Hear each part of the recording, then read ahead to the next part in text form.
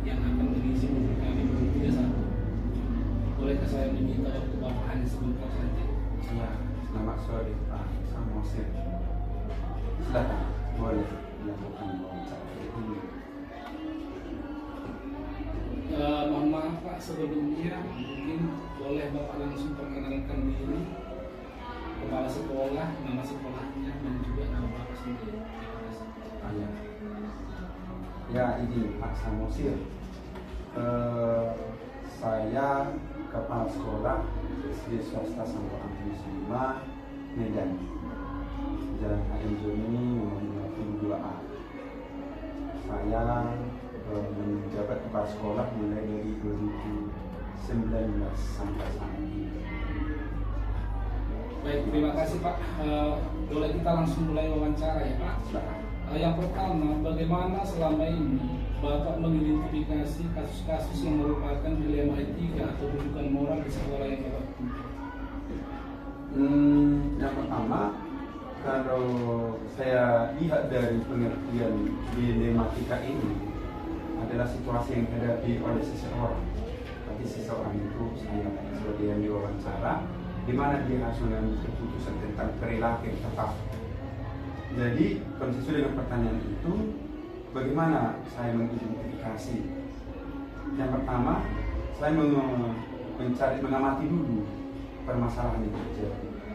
Saya amati dulu, lalu kemudian saya kumpulkan informasi secara faktual dan menentukan suatu keputusan yang mengacu kepada peraturan yang berlaku.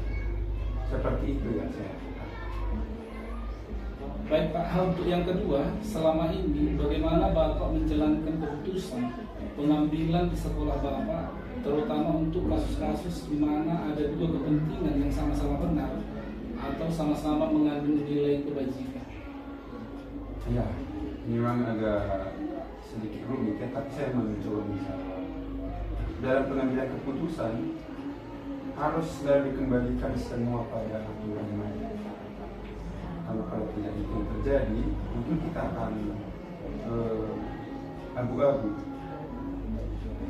Terus setiap pengambilan keputusan, saya selalu coba menjalin hubungan dengan rekan sejawat di MKKS atau K3S. Kemudian memastikan bahwa keputusan tersebut benar-benar harus saya pahami. Karena selalu ada alasan di balik suatu kejadian. Saya kira seperti itu ya Pak. Untuk pertanyaan yang ketiga, langkah-langkah atau prosedur seperti apa yang biasa Bapak lakukan selama ini di sekolah yang Bapak pimpin? Yang pertama, saya mencoba membuat langkah mencari informasi terlebih dahulu. Kira-kira apa informasi yang bisa kita catat. Kemudian saya akan langsung turun ke lapangan. Lalu langsung melihat kalau itu memang guru, saya langsung wawancara kepada gurunya. Kalau itu memang petugas kebersihan, saya langsung mewawancara ke petugas kebersihan. Lalu setelah itu saya mencoba menganalisis apa yang terjadi supaya kira-kira bisa diambil keputusan yang terbaik untuk masyarakat. Hal-hal apa saja yang selama ini Bapak anggap efektif dalam pengambilan keputusan pada kasus-kasus dilema etika di sekolah Bapak? Yang saya lakukan biasanya spontanitas ya. Spontanitas itu tergantung juga objek permasalahannya. Permasalahan yang kita temukan di lapangan. Saya mencoba diskusi dengan manajemen sekolah yang ada di sini itu ada wakil kelas sekolah, lalu kemudian bapak ibu guru, lalu termasuk juga bapak ibu guru yang katakanlah yang lebih muda, mungkin saat ini mereka lebih mengenal perkembangan teknologi kalau memang itu persoalannya. Lalu kemudian termasuk juga kepada guru yang lebih senior karena mereka mempunyai banyak pengalaman untuk mengatasi banyak hal tentang permasalahan. Lalu saya dengarkan pendapat mereka itu, lalu kemudian saya mencoba menggali keputusan apa yang terbaik untuk memecahkan masalah itu. Tentu menjadi keputusan bersama. Sehingga pada saat pelaksanaannya nanti sangat baik untuk bersama. Seperti itu. Hal-hal apa saja yang selama ini merupakan tantangan dalam pengambilan keputusan pada kasus-kasus dilema etika di sekolah ini? Tantangan yang dihadapi itu dalam pengambilan keputusan apabila keputusan itu kurang bisa diterima. Kendati pun kita sudah berbicara dengan berbagai pihak, tapi itu pada prosesnya, keputusan itu kan ada proses. Tentu itu tidak seutuhnya bisa dipahami karena walaupun namanya keputusan bersama, tapi prosesnya itu mungkin ada yang kurang tepat sehingga tidak bisa diterima. Mungkin itu yang agak sulit dihadapi. Tentu saja harus bisa meyakinkan dari pihak saya bahwa saya itu harus mampu meyakinkan kepada Bapak Ibu guru pada saat prosesnya itu memang banyak benturan yang kita hadapi. Tapi dari saya sendiri, saya harus bisa meyakinkan orang-orang yang terlibat, terutama Bapak Ibu guru yang terlibat untuk keputusan tersebut. Baik Pak, untuk pertanyaan yang keenam, apakah Bapak memiliki sebuah tata kelola atau jadwal tertentu dalam sebuah penyelesaian kasus dilema etika? Apakah Bapak langsung menyelesaikan di tempat atau memiliki sebuah jadwal untuk menyelesaikannya? Bentuk atau prosedur seperti apa yang Bapak jalankan? Oh iya, memang kalau saya ditanya mengenai itu kadang melihat kondisinya ya, tapi kebanyakan tidak ada jadwal tertentu yang harus dibuat hari ini apa, besok apa, karena kalau itu dibuat mungkin akan memakan waktu yang banyak, padahal itu penting diselesaikan sesegera mungkin.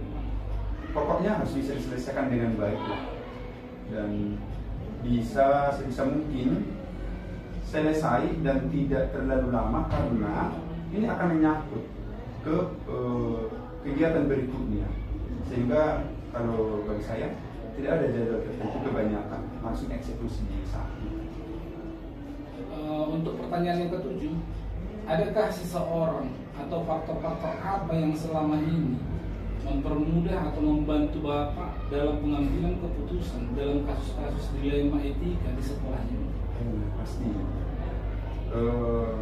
Saya banyak dukungan dari wakil kepala sekolah, dari Bapak Ibu. Betul-betul saya banyak dukungan dari mereka. Dan kemudian kalau itu saya coba tanyakan kepada komite sekolah, mereka juga menjawab baik. Jadi dukungan-dukungan itu terutama memang dari Bapak Ibu guru, wakil kepala sekolah, dan bahkan komite sekolah juga. Termasuk yayasan ya Pak? Ya betul, termasuk yayasan dan tentu pengawas sekolah. Iya. Baik, ini yang terakhir Pak. Dari semua hal yang telah disampaikan, pembelajaran apa yang dapat Bapak petik dari pengalaman Bapak pengambilan keputusan dilema etika di sekolah? Pernah saya mendengarkan cerita dari ibu saya dulu. Pengalaman adalah pengalaman. Jadi ketika belajar dari beberapa kejadian yang ada di sekolah ini, setiap kasus permasalahan itu menjadi sebuah pengalaman. Jadi pengalaman itu membawa saya membuat keputusan mungkin katakanlah yang tidak berpihak, bahkan mungkin kebanyakan menyelesaikan masalah itu. Mungkin seperti itu Pak jawaban. Baik, terima kasih Pak Bolo dari Tengah atas waktu yang sudah disediakan untuk wawancara ini. Hanya sekian dari saya. Terima kasih Pak. Selamat sore. Selamat sore Pak Sama-sama.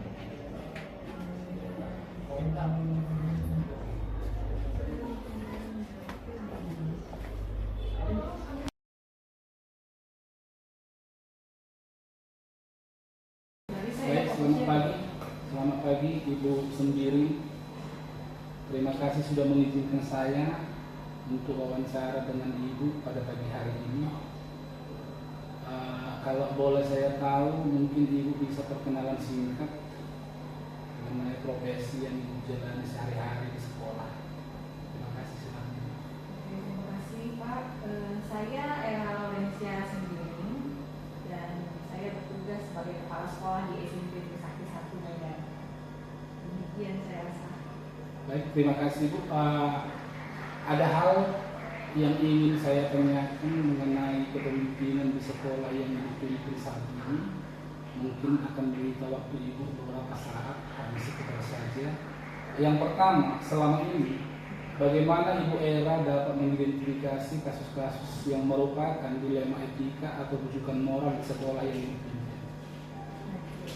Saya terlebih dahulu akan mencari tahu nilai-nilai atau kebajikan apa yang terdapat dalam kasus tersebut. Lalu saya melihat dari sudut pandang moral dan hukum. Apabila kasus tersebut melanggar hukum, maka sudah tentu benar lawan salah. Namun, jika masih dapat dikatakan benar lawan benar, hal salah tersebut adalah dilema etika. Baik, yang kedua Ibu, selama ini bagaimana Ibu menjalankan pengambilan keputusan di sekolah Ibu, terutama untuk kasus-kasus di mana ada dua kepentingan yang sama-sama benar atau sama-sama mengandung nilai kebijakan? Selama ini saya melakukan identifikasi dan menganalisis kasus dari berbagai sudut pandang untuk mengetahui akar atau permasalahan. Kemudian menimbang secara matang mana yang paling benar dan keputusan tersebut menguntungkan banyak orang. Artinya tidak ada yang Pertanyaan ketiga Ibu, langkah-langkah atau prosedur seperti apa yang biasa Ibu lakukan selama ini? Langkah-langkah yang dilakukan terdiri dari mencari tahu penyebab permasalahan, menentukan siapa yang terlibat, memanggil orang-orang yang terlibat untuk menginformasi permasalahan, menanyakan kepada orang-orang terdekatnya, berdiskusi dengan warga sekolah, membuat beberapa solusi atau keputusan, menimbang lagi dari berbagai sudut pandang sebelum memutuskan atau mengambil solusi.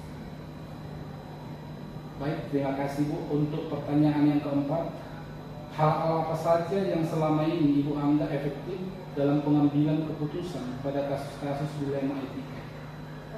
Saya melakukan analisis kasus melalui diskusi dengan pihak yang terlibat dan menerima masukan atau pendapat dari pihak lainnya sebagai pertimbangan.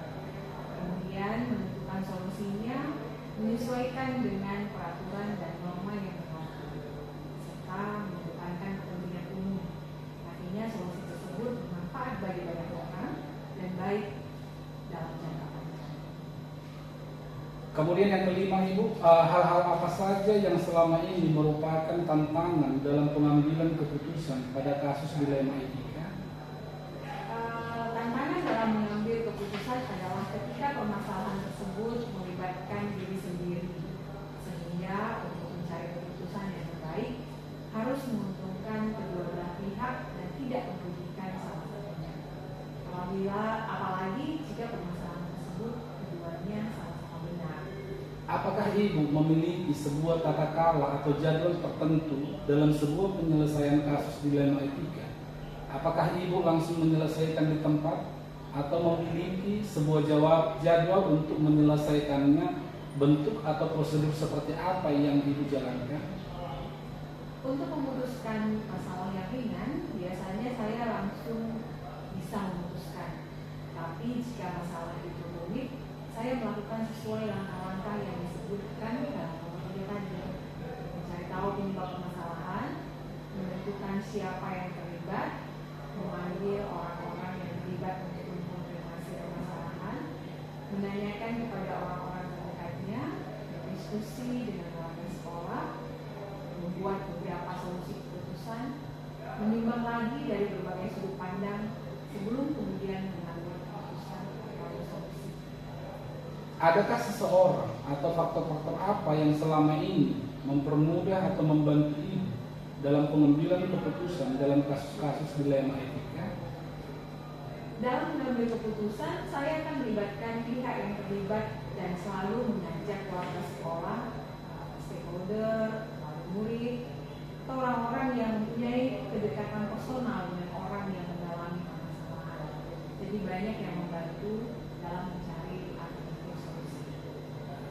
Pertanyaan yang terakhir Ibu, dari semua hal yang telah disampaikan, pembelajaran apa yang dapat Ibu petik dari pengalaman ini mengambil keputusan dilema etika?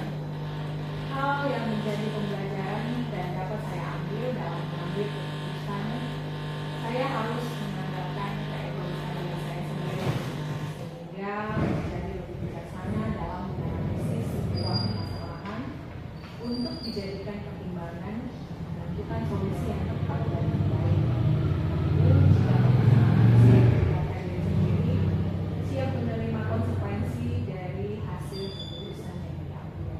Baik, terima kasih Ibu. Hanya itu 8 pertanyaan yang bisa saya ajukan untuk wawancara pada pagi hari ini.